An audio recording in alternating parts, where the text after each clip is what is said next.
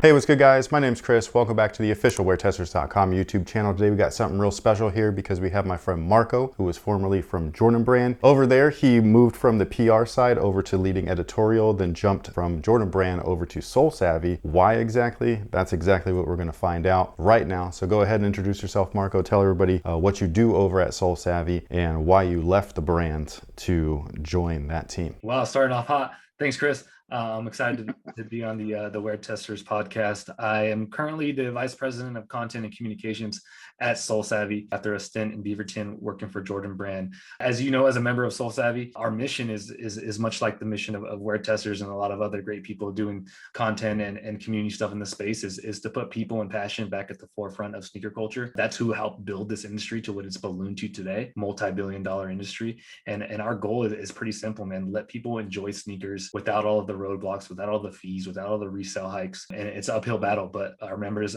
believe in us. And that's what we're trying to do, man. It's just make sneakers more fun again, right? It doesn't have to be this difficult to just have fun with sneakers, and it wasn't always like this. And I'm not saying we need to go back to the old days, but there has to be a medium where the everyday consumer still has a chance to enjoy the shoes that they've been wanting. No, I completely agree. We're kind of from that same era, so we have grown up and transitioned into this modern sneaker world, and it's vastly different than when we were kids, where you just kind of like work your butt off, save up money, and then go to the store and buy the shoe. Hopefully they'd have them in your size. If they didn't, usually they would come back. Nowadays, it's like you got one chance only, and if you don't hit that chance at retail, then you're pretty much pushed to the resale side of things, which is kind of where Savy has come in, especially for us, where when we first started doing like promos and things like that for Savy, one of the bigger components of being a member is that you guys have the sneaker monitors to help people get things for retail. As somebody that not only just worked for a brand and one of the largest brands in the world, but now you work over at Savy, what do you think is the number one issue for consumers as far as the sneaker head world is concerned? This is a lot, man. And I think the blame, there's enough blame to go around, from retailers to brands to consumer behavior, right? We can't ignore the role that consumers have played in this, but I think it's the rise of mass resale culture. There's a lot of confusion about what our mission is and who we stand for, and they're trying to kill resale and this and that. And it's important to know that like that's not going away, nor is that our focus. Our focus is not on the people that are on that side of the fence. There's people on the other side of the fence, right? The people who just want sneakers. So I do think that because of how easy it's become to be a casual person who tries to buy shoes, enters raffles, wins on sneakers for shoes they have zero desire to wear, and then turn around and flip that with a couple clicks of your phone. That has led to basically everybody with a smartphone and all of their relatives and friends and anybody who wants to do a favor for them entering for all of these shoes that they have no intention of wearing. And therefore you're not only competing with other sneakerheads and people who just want to enjoy shoes, parents that want to buy them for the children, etc. You're competing against anybody with a smartphone that thinks they can make a quick buck. So it really inflates how many people are wanting these shoes. And the other thing is obviously supply and demand. This industry has exploded, and I think it kind of caught brands off guard, right? Like they didn't expect there to be this much demand for some of these shoes. So some of these shoes that we think are ultra limited are actually coming out in GR quantities. But the general public that those general releases were intended for has now grown by who knows how much. It's growing every single day. So it's going to take a while for brands to adapt and really figure out what that sweet spot is with the units. And a lot of brands kind of manipulate that, right? They do extra limited, create the hype, and they see that as a win. But as consumers, we need to start saying, hey, there's more of us out here now. You need to start making more. And it's scary, right? Because you don't want to get to the point where, let's say, Jordan was a few years ago where a lot of their key retros were not selling out, and they're even going on sale. I remember maybe like 2016-ish. True Blues are on sale for $100, right? And that's not good for the silhouette. It's not good for the brand image. It's not good for the business. So there's a delicate balance between overproducing and producing just the right amount, and where everybody has a fair chance of getting that. So, but I do think that all of the innovation and investment in the technology space when it comes to sneakers has been invested in how do you make the reseller more money. And for us, it's simple. We're investing in how do you get the consumer more shoes and just less of a headache. Yeah, I think that's actually like real interesting because again, you and I kind of have grown up almost together in this, not just this era of sneakers, but also the industry as far as like the way that like our jobs work. Like we kind of started from nothing,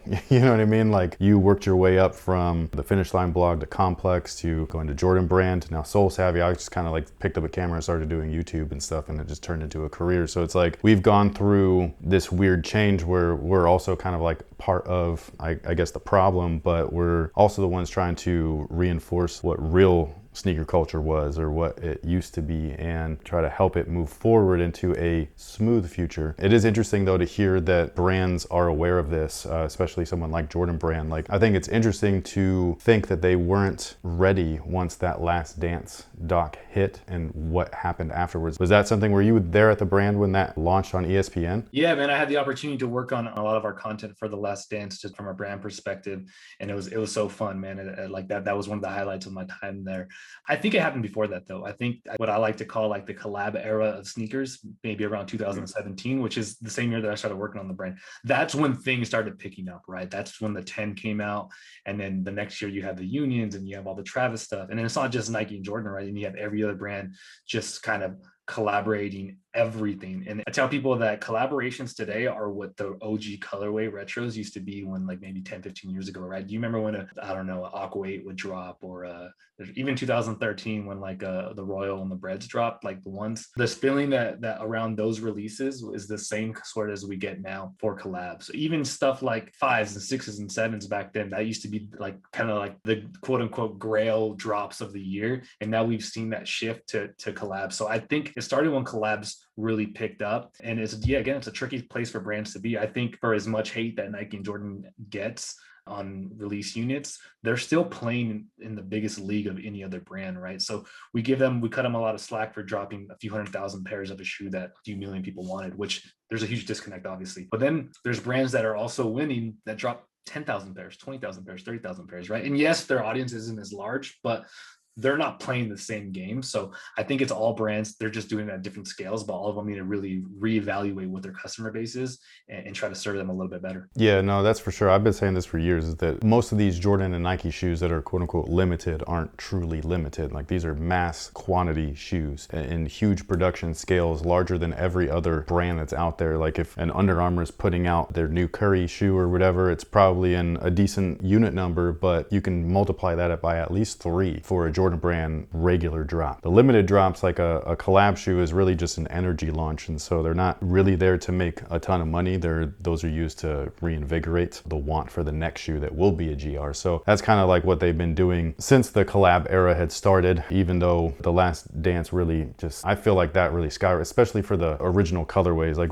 I just happen to have these right here. These are the Jordan 1 Low Chicagos, but these right here, these went to outlets. Nobody cared about them, and now this same shoe used somehow costs like $800. There's been a complete shift here. Now, you were saying earlier that you guys are focusing on the consumer and not on the reseller. I think it's important to emphasize that resellers have been a part of this forever. Resellers aren't bad necessarily, because they were just different back when we were growing up. They didn't really go through and scoop everything on launch date. A lot of times they were like picking up the leftovers, and they were, outlet hunters or bargain finders and things like that. And then you have places like buy, sell, trade consignment shops where people would just bring their collections to them, and then that's how they would end up reselling. Nowadays, you have all kinds of people trying to buy one shoe, and like you were saying earlier, they're buying that one shoe to flip, not to wear. And when everybody's doing that, then the demand is skewed. We do have a couple of questions from some of our Discord community members, and we told them that we were going to talk to you, and we fished around for some cool questions from your Jordan Brand days. Bins asks, is there any emphasis on Jordan Brand history or anything special about the culture, or does it feel like any other corporate job? So this is when you were there as an employee. Is there a feeling every time you walk in through those doors, like, it's like, man, this is like history every day, or is it just a normal 9 to 5? Yeah, I mean, it really depends on the person, right? I think it's unrealistic to think that every single person that works at a company that large is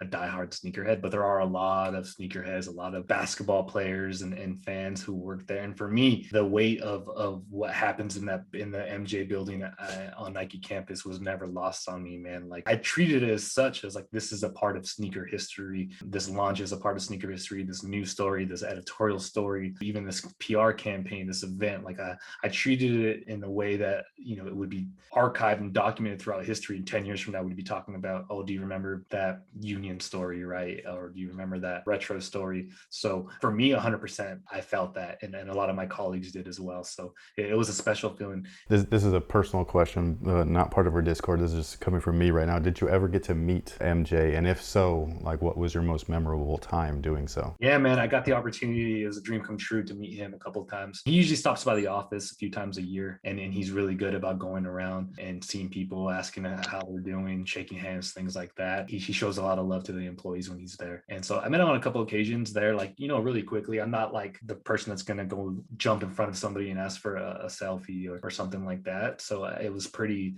waves and exchanging a couple of greetings the first few times. But I had a chance to work with him directly a couple of summers ago. We did a big launch at Paris Fashion Week. We called it House of Jumpman, where we launched a bunch of new products. We had a lot of there's the iconic image of a lot of the Jordan family there with MJ taking that group photo, and it was just it was one of the best activations that I was a part of. And during that time, we had a lot of international media there, so we just did a quick meet and greet with MJ and like 5 or 6 editors from places like GQ Italy and places that we normally wouldn't interact with, but that were important markets for Jordan Brand as it looks to grow globally. So I got to chop it off with MJ 15-20 minutes and introduce him to editors and facilitate those intros, and in between that got to just be around him, man, and that will be a highlight for me forever. For sure. So we have Scribe here, and he asked, how does Jordan Brand decide to transition away from lines like the CP3 line and go over to the new young guns like Luka and Zion? Yeah, man, that's a question that I probably, it's a little bit outside of my scope. Like high level business decisions like that. And I know the CP3 line, has been going for a while. I think what people don't understand, and not just Jordan, just as a whole, is how signature shoes commercially have transitioned in the last decade or so. I think you understand that because you pay a lot of attention to those, but they're not the money makers that they used to be. So it's not as simple as just making every star a signature line, right? So especially for a company like Jordan Brand, I think that's the one company or one of the companies that really makes you have to reach a certain level before the brand starts to entertain a signature shoe, because it costs a lot of money, man. It's a lot of research, it's a lot of product development. So I think that the idea of signature shoes has kind of taken a step or two back when it comes to how they do sales wise, but in the eyes of consumers and fans, we still see the signature as kind of like the pinnacle of what every athlete should aspire to have, and that's how you kind of sort of quote unquote make it. So I think it's tricky because you want to treat your athletes right. Guys like Luka and Zion and 100% deserve signature shoes, but you have to factor in how that's going to do commercially. I actually kind of like what the brand has been doing with PEs and with creating PEs on off-court shoes, right? Because like the reality is like, let's say the 35 now or the 36 is jam-packed with performance technology in it, right? Because of the way that innovation has worked and materials work these days, those are rarely going to be good off-court, nor should they be, right? Like we don't use leather and rubber anymore for shoes. It's a lot of high-tech stuff that's not going to really cross over off-court. So I love that they're like kind of experimenting with things like the MA2 and other models, because if I was an athlete right now, of course I would want a signature shoe, but I would also want a shoe that like I could wear off the court that I would still kind of feel fresh in and that my friends and family could rock, right? It's like an off-court PE type of thing. And they've done that with a few people. So I'm really into that idea, and it's going to take consumers a while to catch up, I think, to that, and who knows if it'll stick. But I almost like that better than the signature shoes, because again, if I'm signed to Jordan and I get to be the face of the Jordan 36, which like it doesn't get bigger than that, and I also get a couple of off-court shoes that people could rock and wear to the games and wear with outfits, to me that seems like a win-win. But I know everybody's different, That's for sure. I love what they do with the PEs for the on-court side. I just wish that those would release every once in a while, because I think that that's important for their fans to be able to connect on that level with the product, much like they would a jersey or the uniform. All right, so Mr. Duduts, what is that? Is that his name? Duduts, Mr. Duduts. He asked, why does Jordan, which this is something we actually talked about earlier, but maybe you can re-emphasize, why does Jordan not make more pairs available for the consumers, especially those instantly sold out at first release, which I think is a misconception. That's where like new people come in and they're like, I can't even get these shoes, which I understand because that's how it feels, even as someone like us. But if you wanted to kind of like reiterate like what it is actually like as far as production goes, where these are mass-produced shoes, these are not limited sneakers. Yeah, I mean, there's so many factors, right? It comes down to I think one thing people don't always understand is like there are people who will come up with projections on what's going to do well in what market, and in certain markets will buy into it and certain markets won't. That's why you see a lot of shoes that are geo exclusive. Sometimes they're geo exclusive on purpose, right? It's like themed or culturally relevant. But sometimes like a geo just said, hey, we don't think this shoe is going to do well in our market. Sometimes they're right and sometimes they're wrong. And you're like, yo, why didn't we get that shoe? Like that Phoenix Suns-ish 3 that dropped last year or 2 years ago, didn't drop in the US. Yeah. That one would have done well here, but for whatever reason at that time, maybe they didn't see that as being on trend. So that's an important thing to factor in too, that there's like, sometimes you're right and sometimes you're wrong on sales predictions.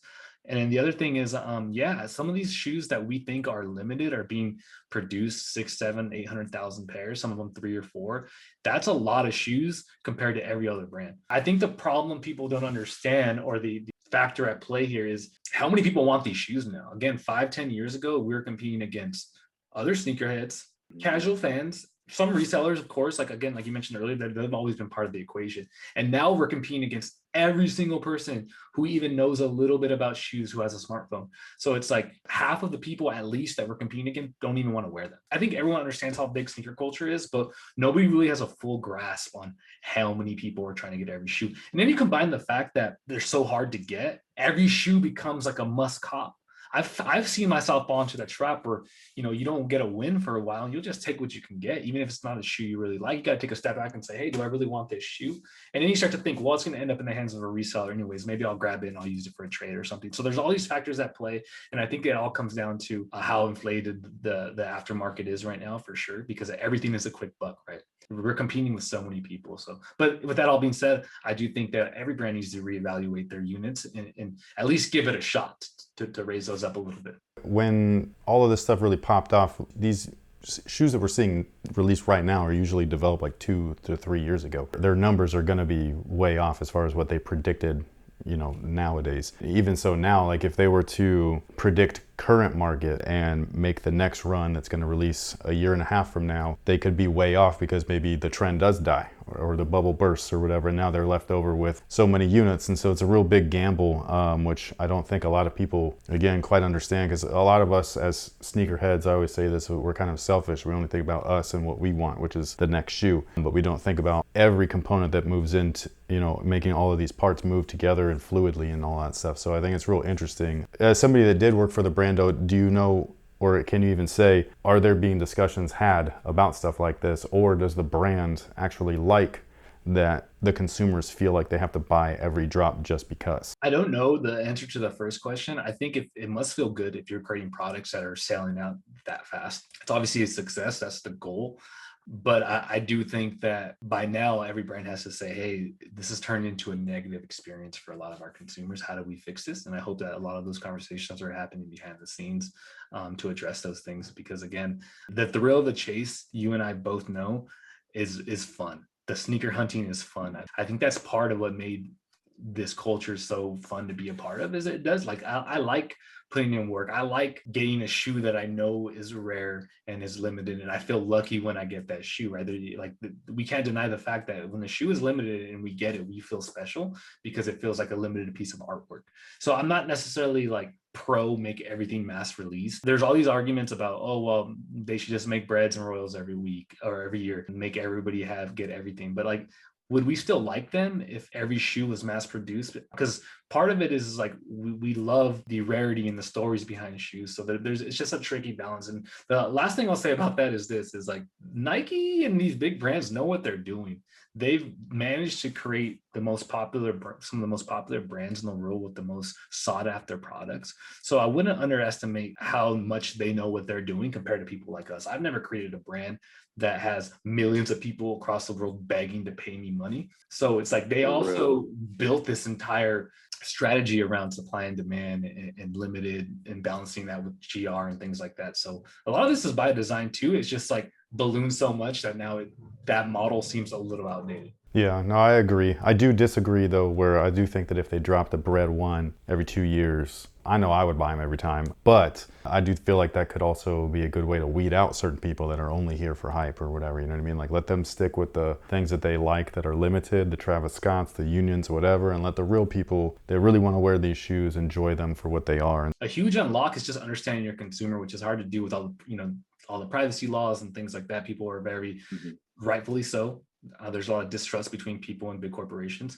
But I think what we're trying to do at Soul Savvy as well is really we vet our members, we get to know them, and we can guarantee that there are people that are high value consumers. They want to buy the shoes, they want to wear the shoes, they love the brands. So I think we got to find a way to bridge the gap between brands and real consumers, right? Once there has to be a way for the sneakers app to be able to identify you and me as like, oh, these people, for lack of a better description, deserve to win it because, hey, they've been loyal customers. I can tell that they are going to wear their shoes.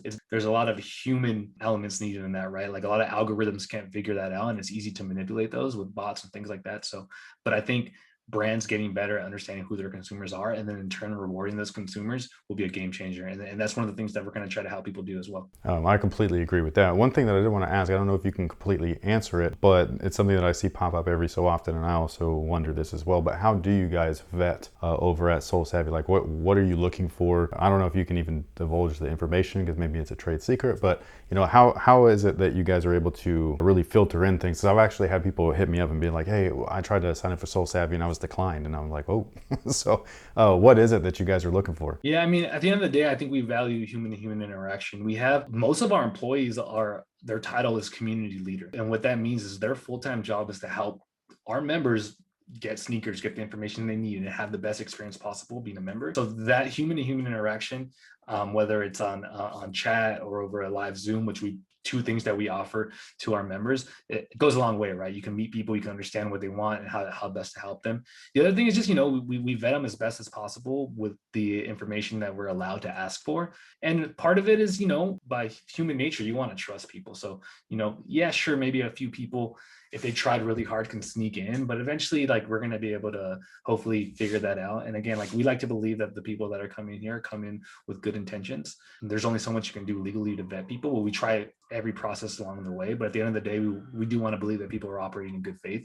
And if people wanted to be part of something that's kind of against our mission, like there's other places for them to do that, right? There's no shortage of places where they can go if they're aspiring resellers. So I don't even know if they'll get that great of an experience out of us either. So what is it that made you go from Jordan Brand to Soul Savvy specifically? Yeah, I mean, I've known DP for 6 years now. Our CEO and co-founder. I know Justin, other co-founder, for a couple of years now, and they've been some of the the best people I've met in the industry.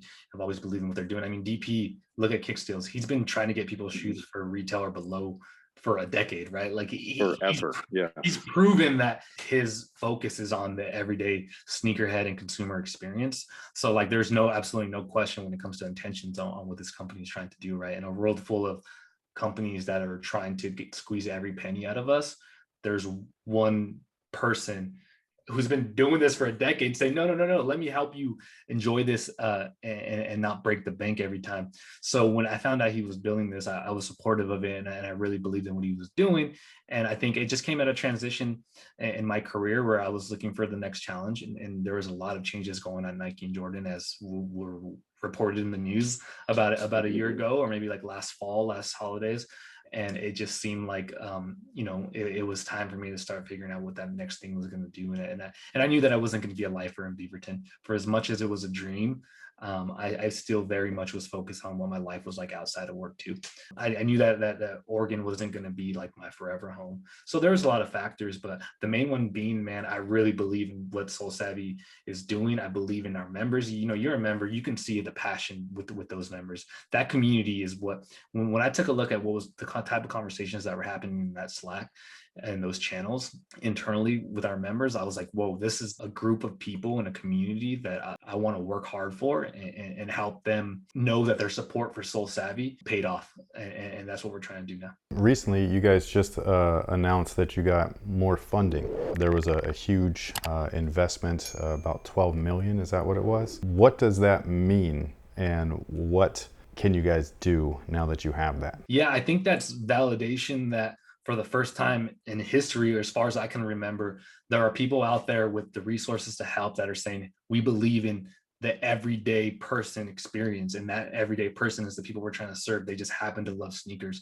Because again, this is not the first time venture capitalists have poured money into sneaker startups, right? But think about it. They've all been about how to maximize Resale. reselling. Yeah, when you think about the amount of money that resale platforms have raised, and then not to mention just the amount of money eBay has as the OG resale platform, it's a Goliath against us, right? They're over $1 billion in resources when you factor in just those three, and then you have us that we're just starting to get the support we need to build. But yeah, what we're gonna do with that funding is just, it's going to allow us to bring some of the ideas that we had to life faster than we thought. When I signed up, my first day was February 1st. I thought the roadmap for 2021 has laid out, and it was a lot of foundation building and brand building. And this is allowing us to say, okay, well, what were our plans for 2022? Let's see if we can expedite those a little bit, hire the people we need to bring some of these things to life. One of them being our peer-to-peer marketplace and network that we're going to bring to life this fall. That was something that we were able to then go hire the people that we needed to try to build that a little bit faster because we think it's needed. And then just, yeah, continue to build a team and continue to pour as much as we can into our member experience. At the end of the day, none of the additional resources that we've been able to raise matters if our members aren't getting the best possible experience out of Soul Savvy. And we think that we're really proud of what we're able to offer right now, but we can't wait to continue to build on that so that that passion that people have for Soul Savvy continues to grow, and we're able to share that with more people.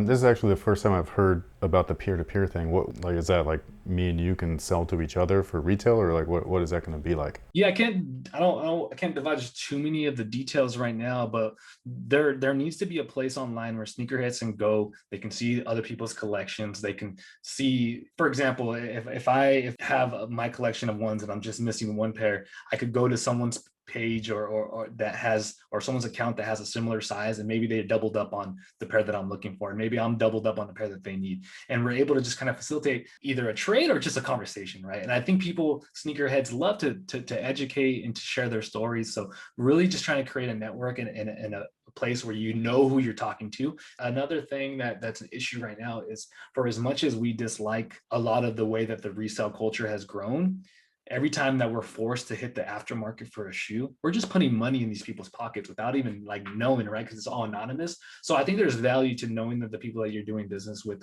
we still are going to be firm about not allowing mass resale. Like, you can't be the guy who just posted the photo with the GR that dropped in 100 pairs.